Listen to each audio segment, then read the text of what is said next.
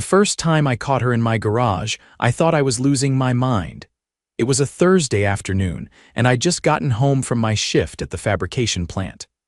I walked into my garage to grab the drill I left on the workbench, and there she was.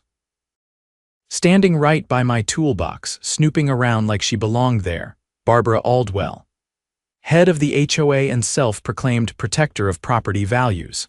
Mid-50s, bleach blonde bob, always wore a visor like she was late for a tennis match.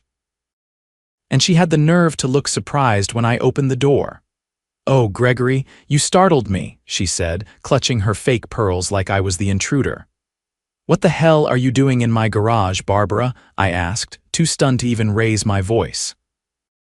She gave me the same saccharine smile she used when fining people for planting the wrong type of grass. "Just checking on some things. There's been talk of non-compliant storage in the neighborhood." I blinked. "So you broke into my garage." "I didn't break in." "Your garage door was up yesterday afternoon. I noticed a few questionable items. I thought I'd follow up today." Without asking me, she shrugged like it was no big deal. "Well, as HOA president, I have the authority to ensure everyone follows the community standards." "No." "No, you don't," I said, jaw tightening. She turned and walked out like she hadn't just trespassed, heels clicking on the concrete. "You should thank me, Gregory. Some of us care about the look of the neighborhood." I stood there, stunned, staring at the spot she had just been. Then I did what I should have done months ago. I installed cameras. 2 days later, I caught her again. This time she came in with gloves and a clipboard, snapping photos of my garage shelves. I watched the footage later that night, my stomach twisting. She had no idea I'd mounted a camera above the side door, right where she was slipping in. I didn't confront her yet, not until I had more. I wanted a pattern, not just an incident. Over the next week, she entered my garage 3 more times, always in the afternoon. Always when she thought I was gone, I kept quiet. I let her keep digging her own grave, and then one morning a notice showed up taped to my front door. "Garage in violation of HOA policy. Improperly stored tools, hazardous materials present, possible city code violations. Fines pending review." That was it. I was done playing nice. Saturday morning, I walked into the precinct with a flash drive in my pocket and a folder under my arm. The officer at the front desk was scrolling through a tablet, bored out of his mind, until I said the words, "Unauthorized home entry." "Multiple counts, all on camera." He looked up, alert now. "You got footage, 4 separate incidents, same person each time, she's the head of our HOA." He waved me through without another word. Detective Alvarez met me in a small interview room. Tall guy, late 40s, calm eyes that looked like they'd seen 100 weird cases and were always ready for one more. "You're the homeowner?" he asked, flipping open his notepad. "Gregory Miller, I live on Westridge Drive." "What's the nature of the trespass?" I passed him the flash drive. "She's been entering my garage while I'm not home, no permission, no notice. She's not a contractor, not law enforcement, not family, and she's got a clipboard like she's doing an inspection." He plugged the drive into the laptop on the desk, clicked through the timestamps, and leaned in. "All right," he said slowly. "This is clear as day, and you're saying this woman is with the HOA?" "She's the president. Barbara Aldwell. She's been using her position to intimidate homeowners for years, but this is different. This isn't harassment. This is criminal trespass." Alvarez looked at the footage again, pausing it as Barbara rifled through a drawer by my workbench. "You haven't touched anything since the last time she entered." "Nope, I left everything exactly as it was. Figured you'd need to see for yourself." He nodded. "Good. We'll get someone out there for a statement and photos. In the meantime, I'll talk to the DA about opening a case." Back at the house, I waited. Every time I heard tires on the street, I half expected her to waltz up again, clipboard swinging like she was on some kind of mission. But instead, it was Alvarez and a younger officer, Pennington, who showed up just after noon. Pennington took exterior photos while Alvarez stepped into the garage. "Same as the video," he muttered, scanning the shelves. "No forced entry." She always used the side door. Unlocked before. "I've fixed that now." You ever see her elsewhere on your property? Not inside the house yet, but I wouldn't put it past her. As Pennington finished up, Alvarez pulled me aside. We'll submit the footage and your statement today. If the DA moves quick, we'll have a warrant by Monday. If she shows up again before then, call us immediately. I nodded. What kind of charge are we talking? Criminal trespass, second degree, maybe more depending on what she took pictures of and what she did with it. That night, I locked every door and window, even the ones I never used. I started keeping a log every car that passed, every unfamiliar face, every neighbor who paused a little too long while walking their dog. I wasn't paranoid, I was methodical. Monday morning I got the call. The warrant was approved, they'd be serving it that afternoon. I didn't have to wait long to hear the fallout. By 5 o'clock, half the street had gathered near the corner of Alder and Westridge. 2 unmarked vehicles, 1 patrol cruiser, and a very confused-looking Barbara standing on her driveway in a bright pink windbreaker, arms folded like it was all some kind of mistake. "Is this really necessary?" she was saying, loud enough for everyone to hear. "You're embarrassing yourself." Alvarez didn't flinch. "Barbara Aldwell, you are under arrest for multiple counts of criminal trespass and unlawful surveillance." The gasp from old Mr. Haverly across the street was almost comical. "You can't be serious," she snapped, trying to yank her arm free as the cuffs clicked on. "I was performing a compliance check. That's part of my role." "Not without consent," Alvarez said. "And not on private property without a warrant or authorization." Barbara's eyes darted around, scanning the small crowd that had formed. She saw me standing beside my truck and narrowed her eyes. "This is your doing, isn't it?" "You did it to yourself," I said, arms crossed. They walked her to the cruiser. She protested the whole way, claiming she had a legal right to inspect community standards violations. But nobody bought it anymore. Later that evening, I sat at the kitchen table, sipping coffee as I scrolled through the HOA's official website. It was still live, still listing Barbara as president, but I knew that wouldn't last long. By Thursday, the board held an emergency meeting. It was closed to the public, but word spread fast. Barbara had been removed from her position pending the outcome of her case. The VP, a guy named Stewart who mostly kept to himself, was acting president now. The following week, I was subpoenaed for the preliminary hearing. Court was scheduled for the Monday after next. I showed up early, wearing the only suit I owned. Barbara was already there, sitting beside her attorney, a young guy who looked like he regretted signing on. She didn't look at me when I walked in. The judge reviewed the footage, the officer's statements, and the photographic evidence collected from my garage. Barbara's lawyer tried to argue she had implied permission due to her role, but the judge shut that down fast. HOA responsibilities do not supersede state trespass laws, he said flatly. This is not a civil matter. This is criminal behavior. Barbara's expression didn't break, but her hands clenched on the table. The judge ruled that the case would proceed to trial. Outside the courtroom, Stewart caught up with me. "Listen, I just wanted to say, thanks. I think a lot of us were too intimidated to speak up. We didn't know how bad it really was." "She's been doing this for a long time, hasn't she?" I asked. He nodded. "Years. Most of us just paid the fines and kept our heads down. She manipulated the bylaws, twisted interpretations, and scared people with legal jargon, but breaking into someone's home. That crossed a line." "She crossed a lot of lines," I said.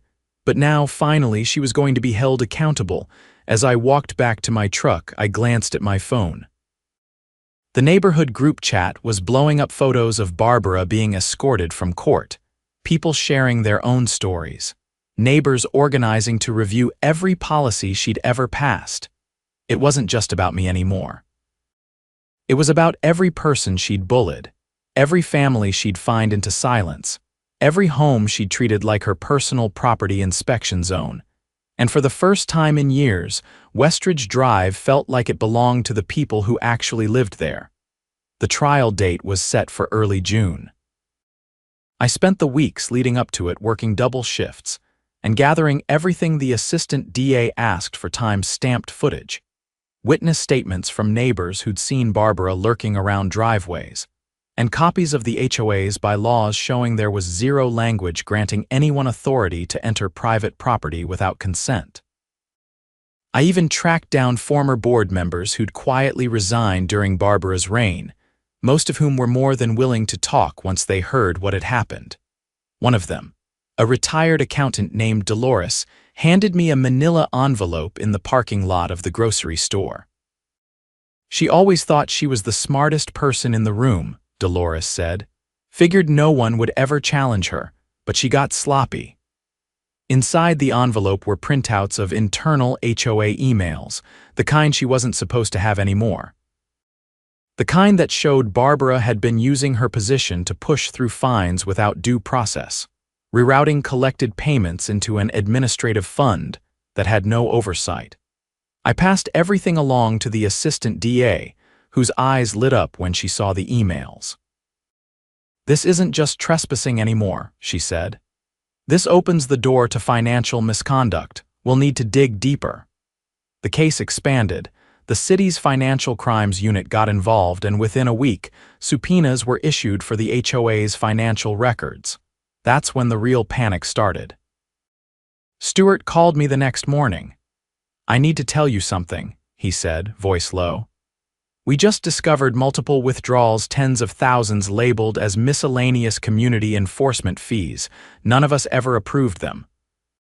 Barbara must have been signing them off alone." "Where did the money go?" I asked. "We don't know, but the trail leads to a separate account, one that doesn't appear in the official HOA budget." I didn't say anything for a second, then I asked, "Who has access to that account?" There was a pause. "Only Barbara." The trial was no longer a simple trespassing case. The DA amended the charges to include unlawful surveillance, criminal trespass, and embezzlement. The judge approved the new charges without hesitation. When the trial began, the courtroom was packed. Residents from all over Westridge showed up, some in support, others just to witness the unraveling. Barbara sat at the defense table, hands folded tightly, wearing a dark gray blazer that looked 2 sizes too stiff. Her lawyer looked like he hadn't slept in days. The prosecution started with the trespassing footage. Each clip was projected on a large screen, showing Barbara entering through the side door, clipboard in hand, snapping photos, opening drawers. The room was dead quiet except for the hum of the projector. "Let the record show," the prosecutor said, "that these entries occurred without notice, without permission, and without legal authority." Barbara's lawyer objected once, claiming the footage was inflammatory, but the judge overruled him. Then they brought in Dolores. She walked confidently to the stand, placed her hand on the Bible, and swore in. "How long did you serve on the HOA board with the defendant?" the prosecutor asked. 3 years. "And during that time, did you ever authorize or witness the board authorize home inspections on private property?" "Never." "Did the defendant ever propose such authority?" "She did. It was voted down, twice." The prosecutor nodded. "And what happened after the second vote?" "She stopped bringing it up in meetings, but the fines kept increasing, and people started getting notices for violations no one had ever seen." The prosecutor showed the jury a chart of fines levied over the past 18 months. The total was staggering over $95,000 in so-called violations. The HOA's budget only accounted for $60,000 in spending. The rest, unaccounted. Then came the financial expert from the city. He traced the missing funds to a personal account under a shell company registered in Barbara's maiden name. The transactions were all time-stamped, many of them occurring within hours of homeowners submitting payments. Barbara's lawyer tried to get the financial evidence dismissed, claiming it was unrelated to the original charges, but the judge reminded him that once the defendant's behavior came under scrutiny, any pattern of abuse tied to her role was admissible. When the defense called Barbara to the stand, the air in the room changed. She sat up straight, chin lifted, eyes fixed on the jury like she was trying to hypnotize them. I was doing what I believed was necessary, she said. Our property values were declining. People were leaving tools out, storing chemicals, creating hazards. I was protecting the community. The prosecutor stepped up. You believed entering someone's garage without permission was protecting the community? There were complaints. I investigated them. By trespassing? I don't consider checking on a violation trespassing. You took photographs inside a private residence, opened drawers, and documented personal belongings. That is surveillance, not inspection. Barbara's face twitched, but she stayed quiet. Let's talk about the money, the prosecutor continued. Did the board approve the creation of the secondary account? I had discretionary authority. According to whom? I assumed it was within my administrative rights. And what did you use the money for? Barbara hesitated. Community improvements. Name one. She opened her mouth, then closed it again. The prosecution rested its case that afternoon. The jury deliberated for less than 2 hours, guilty on all counts. The judge sentenced her to 2 years probation for the financial charges, 6 months in county jail for trespassing and unlawful surveillance, and ordered full restitution of the embezzled funds. She was also permanently barred from holding any position on any HOA board in the state. That night, the neighborhood lit up with porch lights and quiet conversations. People gathered in driveways, sharing stories they'd kept to themselves for too long. One family admitted they'd been planning to move because of Barbara's harassment. Another said they'd been fined for a non-compliant garden hose. I stood by my front steps as Stewart approached. We're restructuring the board, he said. We're bringing in a third-party auditor and rewriting the charter. No more loopholes, no more unchecked power. Good, I said. That's exactly what this place needs. He looked around at the gathering groups of neighbors, the laughter, the relief. Feels different already, doesn't it? It did. For the first time, Westridge felt like a neighborhood again, not a fiefdom, not a battleground, just home. It had been 3 weeks since the verdict, and the neighborhood was still adjusting to the vacuum Barbara left behind. The board held a public meeting in the community center to discuss a complete overhaul of the HOA's internal structure. And for the first time in memory, the folding chairs were filled wall to wall. Not out of fear or obligation, or because Barbara had threatened fines for non-attendance, but because people actually wanted to be there. Stewart stepped up to the front, holding a clipboard but keeping his tone casual. We're here tonight to talk about restoring trust and making sure what happened never happens again, he said. We'll be reviewing new bylaws, introducing financial oversight, and opening nominations for new board members. No more closed-door decisions. Everything moving forward will be fully transparent.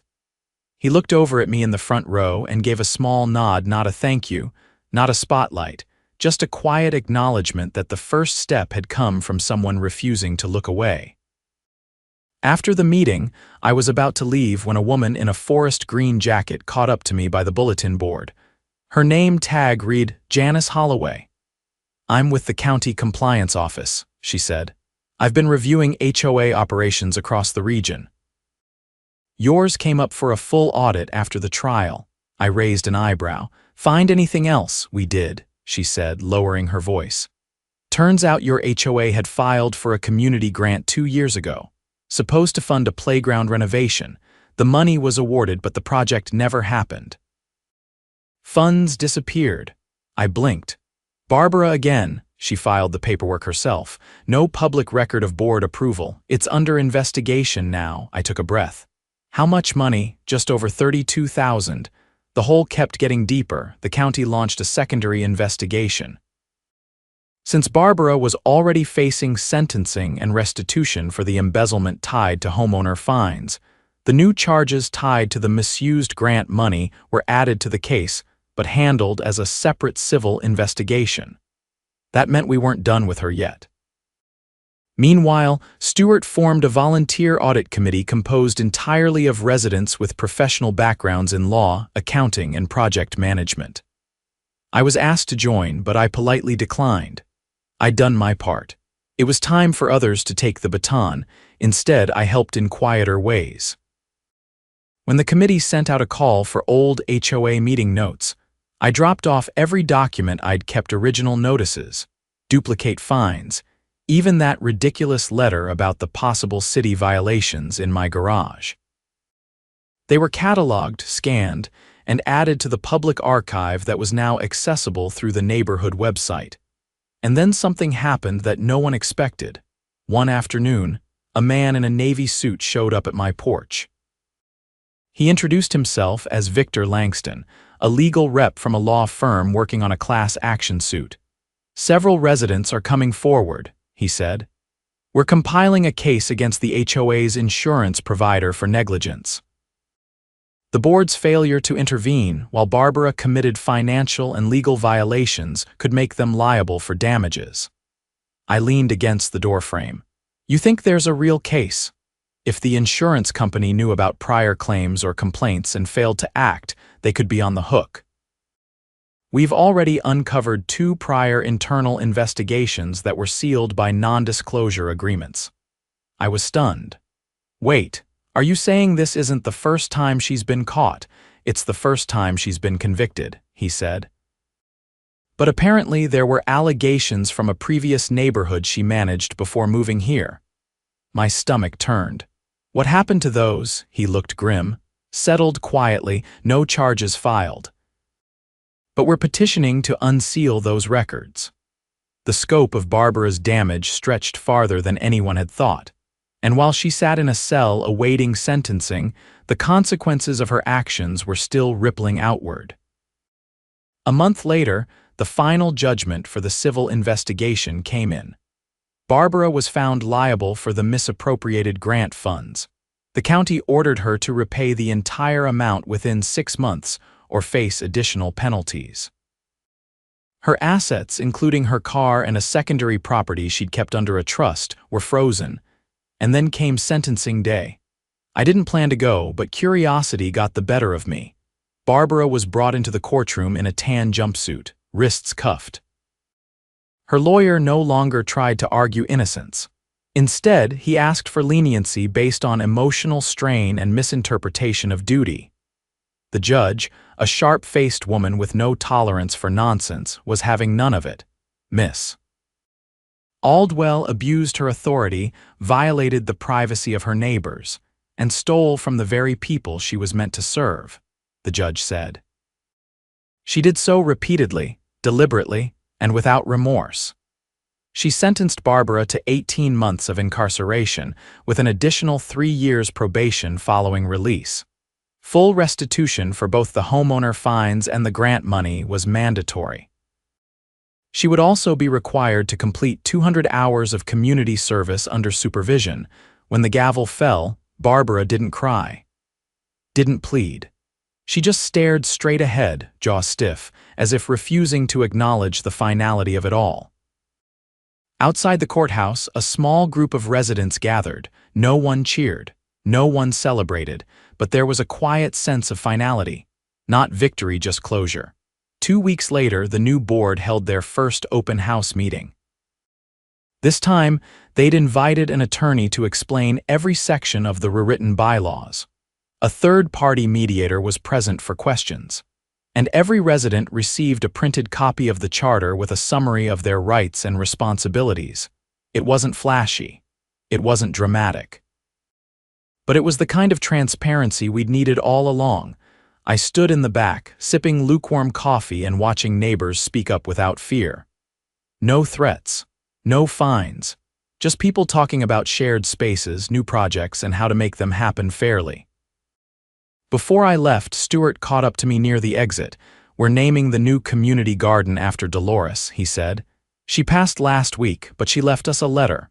Said she was proud of what we were building here." I nodded. "She deserved that." "So do you," he said. "You lit the match." "I just pointed a camera," I said. "The rest was long overdue." That night, I closed my garage door with a quiet sense of peace. No more clipboard shadows, no more violations taped to the door. Just a shelf full of tools, a few lawn chairs, and the steady hum of the neighborhood finally turning a corner. Westridge wasn't perfect, but it was ours again. And this time, no one was going to take it from us.